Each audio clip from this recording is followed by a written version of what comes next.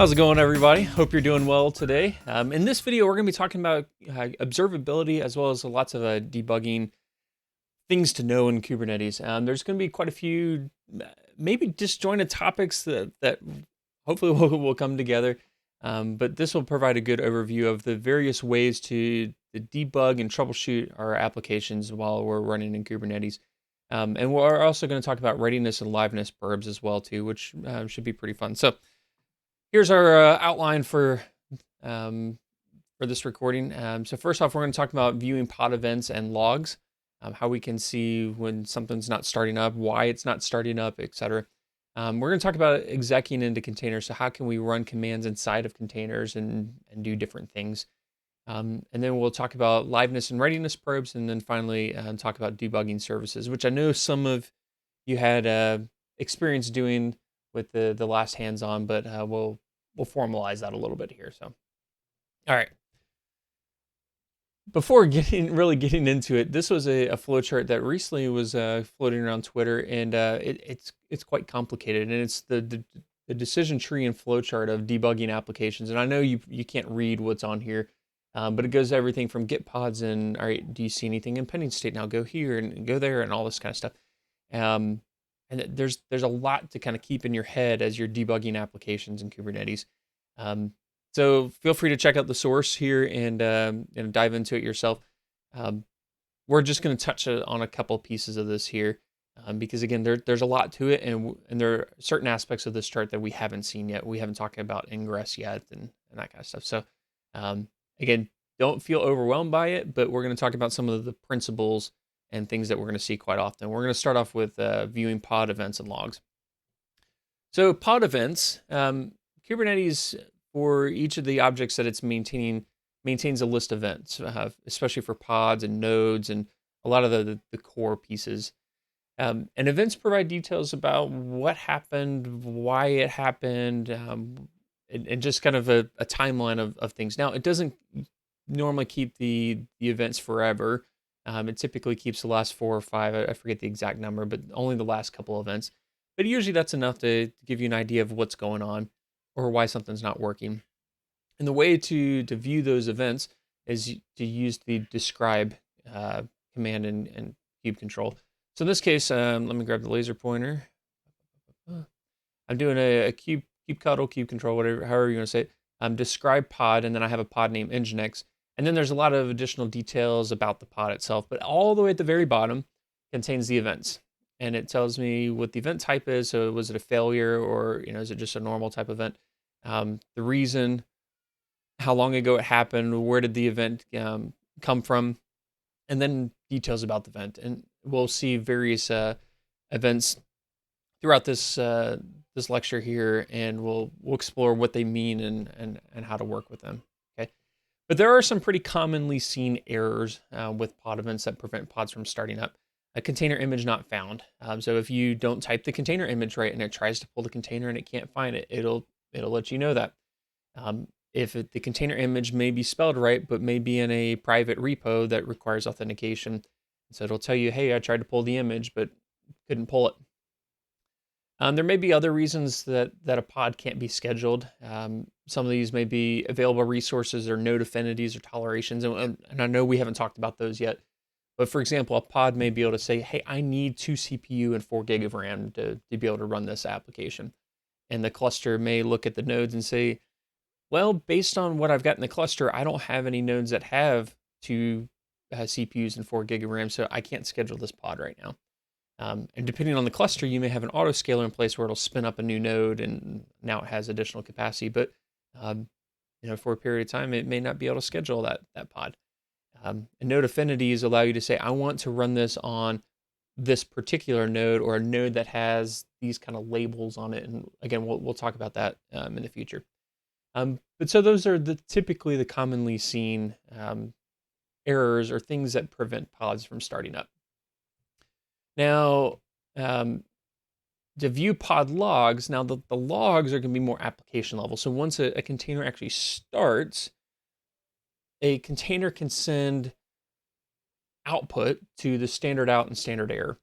And Kubernetes and just container orchestration frameworks in general kind of vacuum up the standard standard out, standard error, and make those available as logs. So really think of the logs as a just stream of messages that are being printed out by standard out. I can read the logs by using kube control logs, and if I add the -f flag, it won't just give me the logs, it'll actually follow the logs. So as new log output comes out, I can see that, and we'll see examples of this in just a few minutes. Okay, so this is an example of Nginx, and for the most part, this is the startup script that's showing up here, where it's configuring Nginx to ready to get started. But then once it's started, down at the bottom of the logs, you'll see the access logs show up as well. Okay. So let's talk about execing into containers. Exec is really just short for execute. So we want to execute a command inside of a container. And there's many times in which debugging is going to require us, or we'll gain additional information by being able to get inside the container, inside the environment that the app is running in, to validate different things. So for example, if I'm trying to connect to a database at a host name named DB, I want to validate that DNS is resolving. And I can do that by getting inside the container and using dig. Dig is a great DNS utility. We'll get some practice with that in the hands-on. And I can dig and look up, hey, does this domain name resolve? And if it doesn't, then I know that maybe I have the service named incorrectly or something like that. So I can validate DNS is working. I can validate that the files are where they should be, and then I have the correct content in those files, especially when I'm doing like config maps and mounting those maps into pods, which we'll actually talk about, I think, next week. We'll want to validate that those files are being mounted in where I expect them to, and that they have the right content. And then there's lots of other things. Maybe I want to go in and turn on debug logging, or depending on the application, may have different configuration knobs that I can turn, and getting inside the container will let me do that. So to do that, I can use the kube control exec command to run a command, and we'll see examples of that here in just a minute as well. If I add the -ti flag, what that does is it makes my shell interactive and kind of puts it inside the container and allows me to say, instead of keeping my shell on my machine where I am, kind of put it inside the container, and we'll see what that looks like. So you can almost think of it as like a pseudo SSH type thing, which, yeah, SSH isn't involved, but I've got my terminal on my host, and now I'm putting it inside the container, regardless of where it might be in my cluster. And again, we'll see some examples of that here in just a minute. Okay. So actually, I'm going to forego the demo time here, and we'll do it when we talk about probes, and we'll see exec being used here. Okay. All right. So next topic, Liveness Probe. The agent on each node. So if you remember the Kubernetes architecture, there's the master nodes, and each of the worker nodes have a small little agent called kubelet that's running on it, and that kubelet is interacting with the master nodes to find out what things do I need to run and report back statuses, or containers aren't healthy, or this container died, whatever. So kubelet is that agent that's running on every node. Kubelet, as part of its functionality, can inspect containers and basically run commands in containers to find out, are you still healthy? And if it's not healthy and passes a failure threshold, which we'll talk about in just a second, Kubelet will say, hey, this thing's not healthy, report back to the Kubernetes masters, and they may say, yeah, go ahead and restart that container. And the kubelet says, cool, I'm going to restart the container and make it healthy again. And the pod spec allows us to define these types of probes, or the commands that kubelet should run inside of our container. So we can either tell kubelet to run a custom command. So maybe, for example, I'm running a database. Let's just say a MySQL database. And I want that custom command to connect to the database and just validate that the database is up and running. Well, cool. I can define a custom command that does that. And or I can tell it, hey, this is an HTTP server, run an HTTP request, and just validate that the server is responding. So there's a couple different ways that we can do this. There's also TCP sockets support that it can do as well, which I'm not going to show an example of, but that could be quite useful as well. And then the probe spec allows me to define how often the probe should run, how many times it should fail before it's considered a failure. Because sometimes you get spurious failures. Um, how many successes should be considered a success in order for it to come back, etc. And so here's an example of defining a liveness probe. So I've got a container in this case that's just running Alpine. And in case you're not familiar with Alpine, it's really just an empty OS, a very bare minimum container. And what we're going to do in this container is at startup, we're just going to run a shell that's going to touch or create a file. So it's going to create a file, temp healthy. It's going to wait 30 seconds, and then it's going to remove that file and then sleep for 5 minutes. Or actually 10 minutes, sorry. And then for the liveness probe, what we're going to do is we're going to run a command, again, inside this container where it's just going to cat or print out the file. So cat, if the file exists, will have a successful exit code. If the file doesn't exist, it'll complain and says, hey, this file doesn't exist, and have non-zero exit code indicating a failure. And so the liveness probe, if the command produces a non-zero exit code, then that means that the liveness probe failed. And by default, the failure threshold is 3. So it has to fail 3 times in a row before the probe indicates that it's failed. And in this case, we're going to run it every 5 seconds. Initial delay seconds means that we're not going to run the first probe until the container's been up and running for 5 seconds. Okay. So this is an example of, I'm going to define a custom command to run inside my container. Another very popular version is, instead of using, let's go back here, instead of using exec and command, I can use, come on, there we go. I can use HTTP GET, where now Kubelet is going to make a GET request at this path in this container. So in this case, now I'm running Nginx. It's just a simple web server, and I'm going to have it go to slash on port 80. And again, the same thresholds and delay seconds and all that kind of stuff. So now I know I've talked about a lot. So let's dive in and let's do some experiments here. All right, so the first thing I'm going to do is I'm going to do the liveness command, which is the first example that we saw, where we run a custom command in our container. So I'm going to go ahead and apply this, and so first thing I'm going to do is I'm going to describe the pod, and we can look at the events, and it says, yep, it was able to schedule. It created the container. Wait, that shouldn't have been an Nginx Alpine. That's okay. All right, it should still work anyways. I should have just been plain Alpine, but that's all right. So this is going to run, and if I describe this for a little while, so remember, it was going to wait 30 seconds, then remove the file. And so now it says the liveness probe failed, can't open temp healthy, no such file or directory. And it has to fail 3 times in order for it to not be healthy anymore. And so it failed times 3, so it failed 3 times. And so now I've got another event that says, hey, I'm going to kill this thing off because it failed the liveness probe, is going to restart it. And now if I kind of watch it for a little bit, we'll see that it will restart the container. Sometimes it takes a little while for pods to die, just depending on how graceful they are and listening to the system signals that come into it. So sometimes it takes a little while. But here we go. So about 10 seconds ago, we saw that it created a new container, started it back up. And now if I ask to get the pods, we can see that it has 1 restart. So we know that for some reason, this pod had to restart once.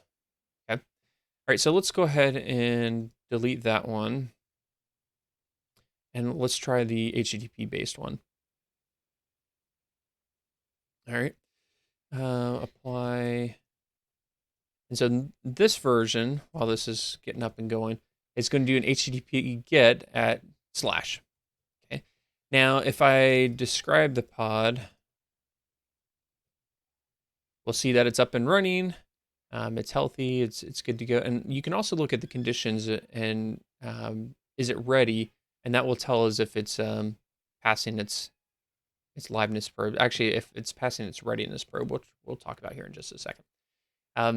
So let's do this. Get pods, watch, and then I'm gonna go split screen here, and I'm gonna exec into the container.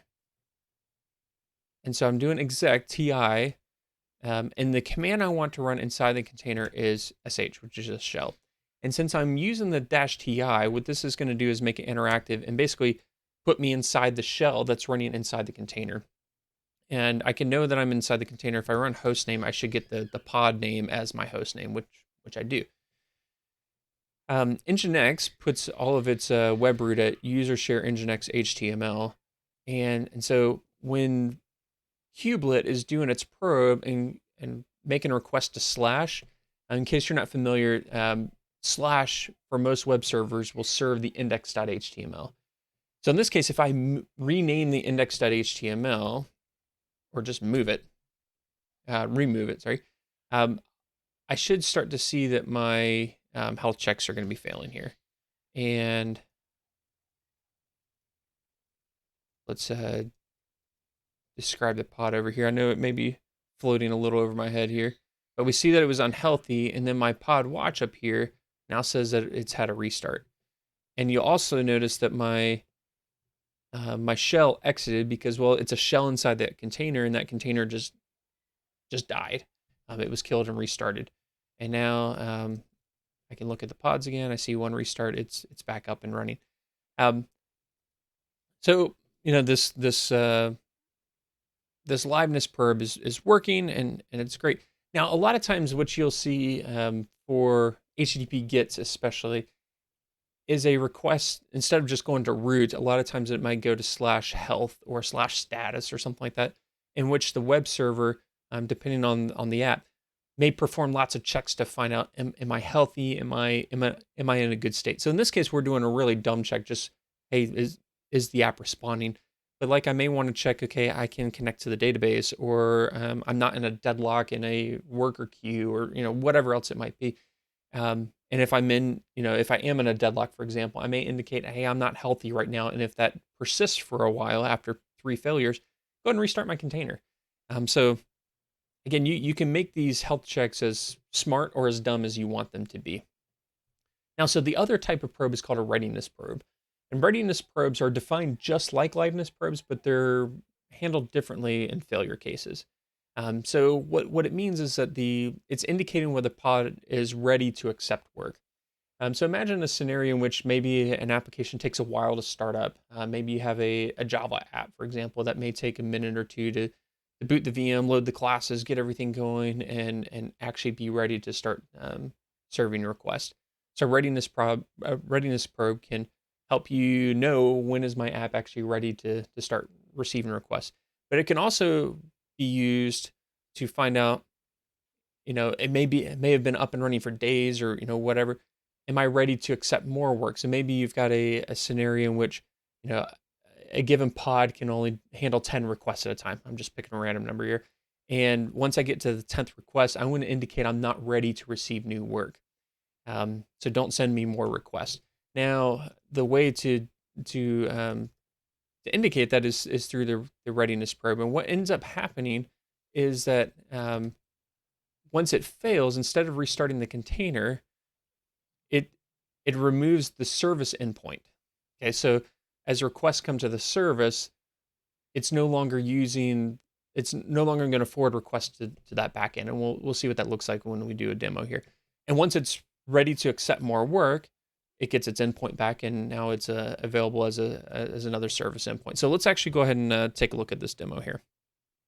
So in this example, I've got a readiness HTTP YAML, and what we're going to do is we're going to define 2 Nginx containers that have the same label of app Nginx. And I'm going to have a service that's going to select both of those pods. And it's going to forward the request to port 80. And on both of these, I have a readiness probe. So again, not a liveness probe, but a readiness probe that's going to pull from the root of the server here. Okay, so let's go ahead and apply that. And I should see, if I look at the endpoints for the Nginx service, I see 2 pods there, which is what I expect. So what I'm going to do is I'm going to put this on a watch, and let's exec inside of one of these containers, and let's move that index.html to not index.html. Okay. Now remember that it's going to take a couple tries in order for it to actually start failing. Describe pod Nginx1. And I see that the readiness probe is indeed failing, just kind of above my head here. And we see that that pod, if I look at find the IP address for Nginx1, which is 108, we saw that 108 was removed as a service endpoint. So now if I make requests to the Nginx service, it's only going to go to the one that's ready to receive work. Now if I move the file back, we'll see that the endpoint will get registered back really quickly. So the failure threshold is usually 3, so it has to fail the probe 3 times in a row, but the success threshold is usually 1 or 2. So you want to be quick to get back into work, but maybe slow to pull yourself out of work.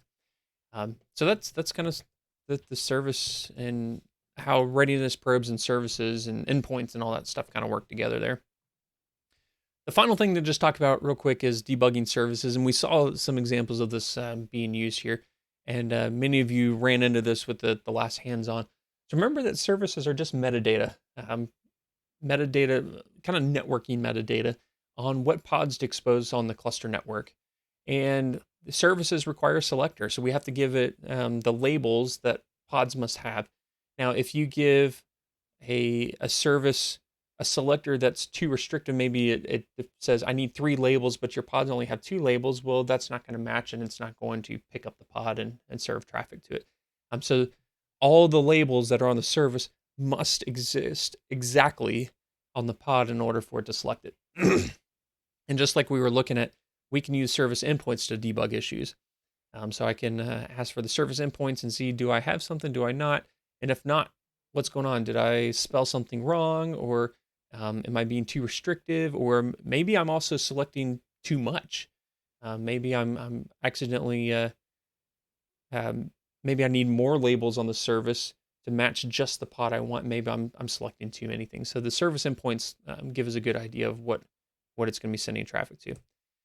So to wrap up a little bit, I know we've talked about quite a few different things, but during this week's hands-on, we're going to put it to use, and we're going to debug several common issues that you might see, and we're going to use quite a few of these different tools to get familiar with how to debug applications and use exec and logs and probes to identify and fix these various issues. So with that, thanks for sticking around and for watching this. And as always, if you've got questions or have feedback or any way that I can improve these recordings or the hands-on or whatnot, feel free to let me know. Otherwise, I will talk to you later.